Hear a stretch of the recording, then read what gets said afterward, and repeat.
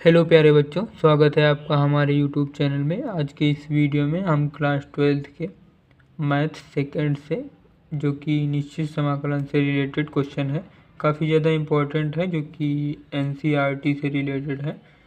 तो इस क्वेश्चन को हम लोग सॉल्व करने वाले हैं और स्टेप बाय स्टेप सॉल्व करेंगे। आगे वीडियो के लास्ट तक आपको ये क्वेश्चन एकदम क्लियर हो जाएगा। एकदम सिस्टमेटिक पैटर्न से हम लोग सॉल्व करेंगे, तो कोई भी डाउट नहीं रहेगा। बने रहिए हमारे साथ वीडियो के लास्ट तक। जल्दी आपको ये क्वेश्चन धुआं होने वाला है। इससे पहले मैं आपसे छोटी सी रिक्वेस्ट करना चाहूँगा, यदि आप हमारे चैनल पर नए हैं तो चैनल को सब्सक्राइब कर दीजिए और इस क्वेश्चन को अपने फ्रेंड्स में भी शेयर कर दीजिए। चलते हैं, स्टार्ट करते हैं। हमको दिया गया है कि समाकलन दिया गया है जिसकी पावर है 0 से लेकर पाई तक। हमको इंटीग्रेशन करना है x साइन x अपॉन में 1 plus cos square x D x का मान ज्ञात करना है, जिसको हमको समाकलित करना है dx के सापेक्ष। तो इस क्वेश्चन को करने के लिए सबसे पहले हम लोग यहाँ पे लिखेंगे, माना हमने इस पूरे जो दिया गया है समाकलन जिसका करने को, उसको हम i एज्यूम कर लेते हैं कि इसको इंटीग्रेशन कहते हैं, इसलिए हमने इंटीग्रेशन का i यहाँ पे एज्यूम कर लिया है। तो i इज इक्वल टू समाकलन 0 से लेकर पाई तक, फिर x साइन x अपॉन में 1 प्लस में कॉस स्क्वायर x और dx। इसको हमने समीकरण नंबर 1 एज्यूम कर लिया है। आप इसी प्रकार सिस्टमेटिक पैटर्न से लिखिएगा और स्टेप बाय स्टेप इसको समझते हुए चलिएगा। अब एक हमने प्रगुण पढ़ा रखा है जो कि होता है, मैं यहाँ पे लिखता भी चलूँगा आपको ताकि कोई भी डाउट ना रहे। प्रगुण हमारा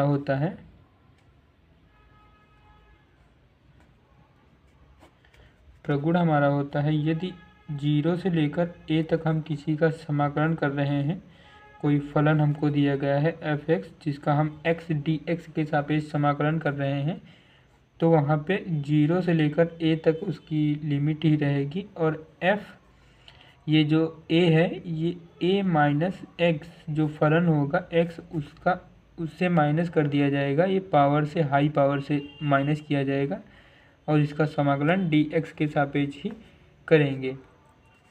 तो आप इसको ध्यान रखेंगे। ये एक प्रगुण मैंने यहाँ पे, इसी तरह मैं जितने भी प्रगुण यहाँ पे प्रयुक्त करूँगा वो लगा दूँगा।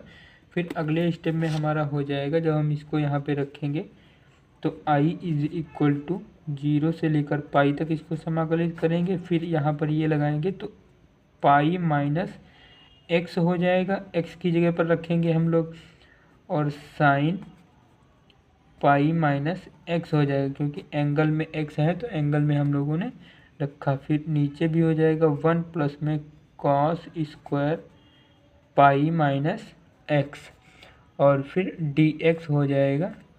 फिर अगले स्टेप में हम लोग जानते हैं कि साइन पाई माइनस x जो होता है साइन x ही होता है और cos pi minus x cos x ही होता है। तो हम लोग इसको लिखेंगे i इज इक्वल टू 0 से लेकर पाई तक, क्योंकि ये तो इसी तरह चलता रहेगा, पाई माइनस x जो कि हो जाएगा साइन x ही हो जाएगा और अपॉन में 1 प्लस में कॉस स्क्वायर x और ये dx हो जाएगा। हम इसको समीकरण नंबर 2 एज्यूम कर ले रहे हैं। अब हम समीकरण 1 और समीकरण 2 को जोड़ देंगे। यहाँ पर हम लोग लिखेंगे समीकरण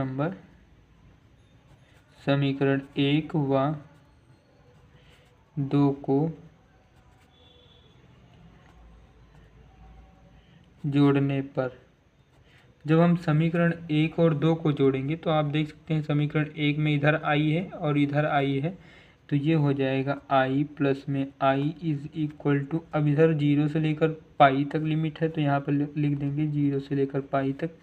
फिर समीकरण 1 में दिया गया है x साइन x अपॉन में 1 प्लस में कॉस स्क्वायर x प्लस 0 से लेकर पाई तक।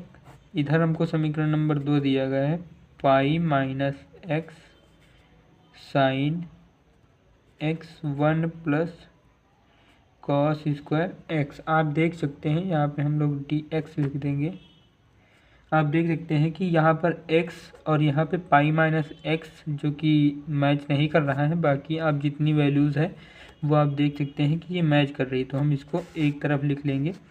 तो यहाँ पे हो जाएगा 2i इज इक्वल टू 0 से लेकर पाई तक, ये हमारा हो गया साइन x अपॉन में 1 प्लस में कॉस स्क्वायर x। अब यहाँ पर x प्लस में पाई माइनस एक्स और ये हो गया dx। आप देख सकते हैं x माइनस का है और x प्लस का है, ये कैंसिल हो जाएगा। फिर अगले स्टेप में हो जाएगा 2i इज इक्वल टू 0 से लेकर पाई तक। फिर हो जाएगा ये पाई जो है इसको हम आगे लिख लेंगे पाई साइन x अपॉन में 1 प्लस कॉस स्क्वायर x और ये dx इसी प्रकार चलता रहेगा। अब हम जब इन दोनों समीकरणों को जोड़कर हमने बना लिया तो ये जो पाई है ये अचर पद है, तो इसको हम यहाँ पर बाहर निकाल सकते हैं क्योंकि अचर पद का हम समाकलन नहीं कर सकते हैं। तो 2i इज इक्वल टू पाई बाहर आ गया, 0 से लेकर पाई तक इसका समाकलन करना है, हो गया साइन x dx अपॉन में 1 प्लस में कॉस स्क्वायर x। अब कुछ स्टूडेंट्स हैं जो समझ गए होंगे कि इसके आगे स्टेप में क्या करना है। हमको साफ साफ दिख रहा है कि कॉस स्क्वायर x जो है, अगर हम कॉस x को यहाँ पे t मान लें तो कॉस का अवकलन होता है यानी डिफरेंशिएशन होता है साइन x, माइनस का साइन x होता है, साइन x को हम उस तरफ भेज देंगे। तो हम लोग यहाँ पे सिस्टमेटिक लिखेंगे, माना cos x is equal to T मान लिया हमने। अब इसका जब हम डिफरेंशिएशन यानी अवकलन करेंगे तो वो हो जाएगा माइनस का साइन x और x का करेंगे तो dx हो जाएगा इज इक्वल टू यहाँ पे dt हो जाएगा। अब यहाँ पे हम देख सकते हैं कि साइन x dx है जो कि माइनस है, इसको हमको हटाना है तो हम माइनस से इसको इस तरफ भेज देंगे। तो ये हो जाएगा sine x dx is equal to minus का dt हो जाएगा। अब इसी पर हमको इसकी लिमिट चेंज करनी है, cos x is equal to T पर हमको, क्योंकि ये x की लिमिट यहाँ पर पुटअप है जबकि हमको t की लिमिट रखना है। तो हम यहाँ पर लिखेंगे लिमिट के लिए हो जाएगा जब x इज इक्वल टू 0 रखेंगे, हम लोअर लिमिट रखेंगे तो t is equal to cos 0 हो जाएगा। तो कॉस 0 की वैल्यू जो होती है वो 1 होती है, तो t इज इक्वल टू 1 हो जाएगा। और फिर जब x is equal to pi यानी 180 रखेंगे तो t is equal to cos 180। अब हम इसको ग्राफ की मदद से समझ सकते हैं। ये जो कॉस का ग्राफ बनता है ये इस प्रकार कुछ बनता है, आप देख सकते हैं यहाँ पर जो होता है इस प्रकार कुछ कॉस का ग्राफ बनता है जो कि यहाँ पर 1 होता है यहाँ पर, यानी ये 0 रहता है और यहाँ पर π/2 इसी प्रकार ये चलता है। तो इसलिए हो जाएगा t की वैल्यू हो जाएगी -1 यानी नेगेटिव में 1 पहुँच जाएगी। तो इस प्रकार ये हमारी लिमिट निकल आई है। फिर अगले स्टेप में हम लोग करेंगे 2i इज इक्वल टू पाई। हम जब t की लिमिट रखेंगे तो 1 से लेकर कर -1, फिर ये हो जाएगा dt जो कि माइनस का तो हमने बाहर निकाल लिया, फिर 1 प्लस में t² हो जाएगा। अब हमने एक और प्रगुण पढ़ रखा है कि प्रगुण जो होता है a से लेकर b तक यदि प्रगुण है जिसका फलन दिया गया है f(x) dx, उसको हम इस प्रकार लिख सकते हैं -b से लेकर a तक इसकी लिमिट जो है वो चेंज हो जाएगी, बाकी फलन वही रहेगा f(x) dx। क्योंकि यहाँ पे लिमिट चेंज हुई है तो माइनस यहाँ पे लगाया गया है, इसलिए हम इसकी अगर लिमिट चेंज कर दें तो यहाँ पर माइनस हटा भी सकते हैं। तो ये एक प्रगुण आप याद रखिएगा।